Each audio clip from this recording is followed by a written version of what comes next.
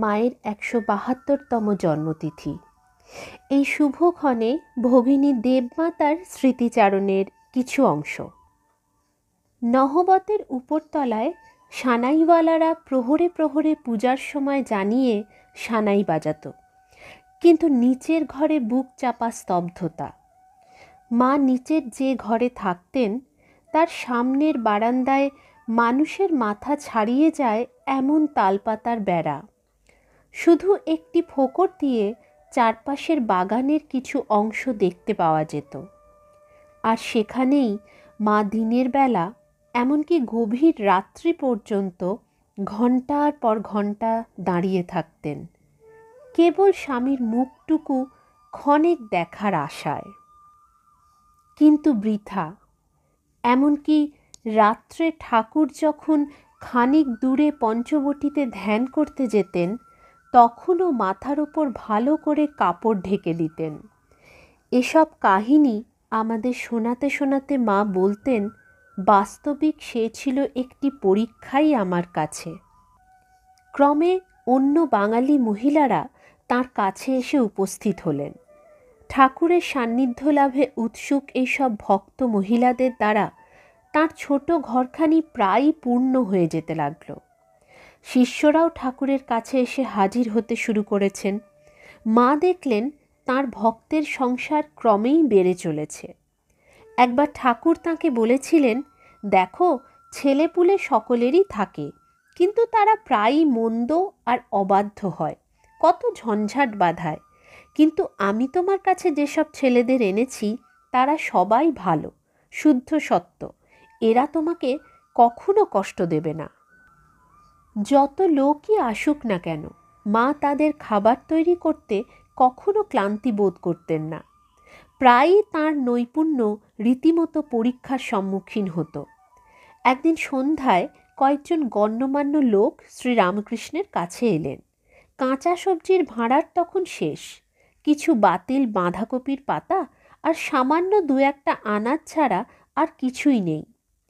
মা পড়লেন সংকটে, কিন্তু গোলাপ মা তাঁকে আশ্বাস দিয়ে বললেন, ওই ঝর্তি পড়তি দিয়েই চমৎকার একটা রান্না তুমি করতে পারবে। উত্তরে মা বললেন, ভালো, দেখি চেষ্টা করে, যদি ভালো হয় তাহলে তার জন্যে প্রশংসা হবে তোমারই প্রাপ্য, আর যদি না হয় তাহলে তার বদনামও তোমায় পেতে হবে। কিন্তু ওই সব দিয়েই দ্রুত রান্না করে মন্দিরে পাঠিয়ে দিলেন। শ্রীরামকৃষ্ণ সবিস্ময়ে বললেন, এমন চমৎকার রান্নার সবজি পাওয়া গেল কি করে? না, মা কিন্তু সেই প্রশংসা বা সুখ্যাতির ভাগ নেননি, সবটাই দিয়েছিলেন গোলাপ মাকে। পরবর্তীকালে শুধু স্বামীর জন্য খাবার তৈরি করা নয়, তা তাঁর কাছে পৌঁছে দেবার, কাছে বসে খাওয়ানোর সৌভাগ্য লাভ করেছিলেন তিনি। তবু বালিকাসুলভ লজ্জা পরিত্যাগ করতে পারেননি। মুখখানি সর্বদা ঘোমটায় ঢেকে রাখতেন তিনি। এক রাত্রের কথা তিনি আমাদের কাছে বলেছিলেন। সেদিন এক ব্রাহ্মণ ভক্ত মহিলার সঙ্গে তিনি ঠাকুরের ঘরে খাবার নিয়ে গিয়েছিলেন। ঠাকুর ঈশ্বরীয় প্রসঙ্গ শুরু করলেন। সারা রাত ধরে তা চলল। কোথা দিয়ে যে সময় কেটে গিয়েছিল তার হুঁশ ছিল না কারো। মা বললেন, যখন ভোরের আলো ফুটল তখন দেখি তাঁর সামনে দাঁড়িয়ে আছি। মাথার ঘোমটা খসে পড়েছে। তাঁর সেই অপূর্ব কথার জাদুতে এমনই নিজেকে হারিয়ে ফেলেছিলাম। দিনের আলোয় চেতনা ফিরে পেয়ে তাড়াতাড়ি ঘোমটা টেনে নহবতে ছুটে পালালাম। নহবতে তাঁর জীবন একান্ত সরল ও অনাড়ম্বর। রাত ৩টে কি ৪টে, অন্য কেউ ওঠার আগে বিছানা ছেড়ে উঠে তিনি গঙ্গা স্নানে যেতেন এবং রাত্রের শেষ প্রান্ত প্রহরটি অতিবাহিত করতেন ঈশ্বর ধ্যানে। আমাকে একজন বলেছিলেন, মা কখনো ধ্যান করেন না, কিন্তু আমি জানতুম তা কখনো সত্য হতে পারে না। একদিন কথাবার্তার মধ্যে তিনি চাপা মৃদু স্বরে বলেছিলেন, তাঁর ধ্যানের বিশেষ সময়টি হলো প্রত্যুষে ৪টে থেকে ৬টার মধ্যে। ভারতীয় নারী সব বিষয়ে খোলামেলা কথা বলে থাকেন, কেবল বলেন না সেই পবিত্র গোপন ঘণ্টির কথা যা নিবেদিত ঈশ্বরকে। সেটি তিনি রাখেন পবিত্র মন্ত্রের মতো একান্ত সঙ্গোপনে।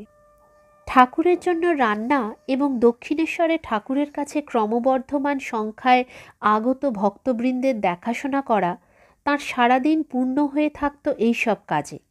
কিভাবে তাঁর রাত্রি কাটত তার আংশিক পরিচয় পাওয়া যায় জনৈক ভক্তের কথায়। ঠাকুরের প্রতি ওই ভক্তটির বিশ্বাস একবার ক্ষণেকের জন্য বিচলিত হয়েছিল। এক পরিচারিকার মুখে গালগল্প শুনে তাঁর মন সন্দিগ্ধ হয়ে ওঠে। মন্দির সংলগ্ন বাগানে আত্মগোপন করে তিনি ঠাকুরের ওপর নজর রাখেন। উজ্জ্বল চন্দ্রালোকিত রাত্রি, ঠিক মধ্যরাত্রে শ্রীরামকৃষ্ণের ঘরের দরজা খুলে গেল। তিনি ঘর থেকে বেরিয়ে নহবতের দিকে দ্রুত এগিয়ে চললেন। তারপর নহবত অতিক্রম করে পঞ্চবটিতে তাঁর অভ্যস্ত ধ্যানের জায়গাটিতে গিয়ে বসলেন। আত্মগ্লানিতে অস্থির ভক্তটি ছুটে গিয়ে শ্রীরামকৃষ্ণের চরণে আছড়ে পড়ে নিজের মূঢ় সংশয়ের কথা প্রকাশ করলেন। স্নিগ্ধ মধুর হেসে শ্রীরামকৃষ্ণ বললেন, তোদের মায়ের ওখানে গিয়ে কি হবে রে?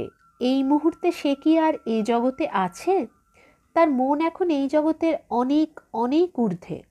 আসার সময় দেখিসনি ওপরের বারান্দায় গভীর ধ্যানে নিমগ্ন হয়ে আছে সে? মায়ের বাহ্যিক আচার আচরণে তাকে অত্যন্ত সাধারণ কেউ বলে মনে হতো। সংসারের সব কিছুর মধ্যে নিজেকে এমনিভাবে সম্পূর্ণ আড়ালে তিনি ঢেকে রেখেছিলেন, কিন্তু তাঁর সহজতার অবগুণ্ঠন তলে বিরাজিত ছিল রাজেশ্বরীর মহিমা, যা অভিভূত করত হৃদয়কে এবং নত করে দিত অপরকে তাঁর চরণ প্রান্তে শ্রদ্ধাঞ্জলি নিবেদনে। তাঁর অন্তরের দৈবী চেতনার আলোককে গোপন করার পক্ষে তাঁর মানবীয় বাহ্যিক আবরণটি ছিল নিতান্তই ক্ষীণ।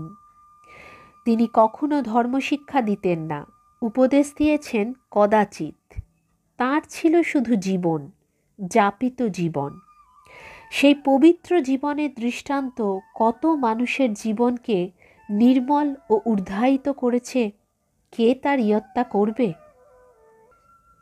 মায়ের এই ১৭২তম জন্মতিথি আমরা যেন মায়ের আশীর্বাদে মায়েরই ইচ্ছা মতন সুন্দরভাবে পালন করে উঠতে পারি। শুভায় ভবতু।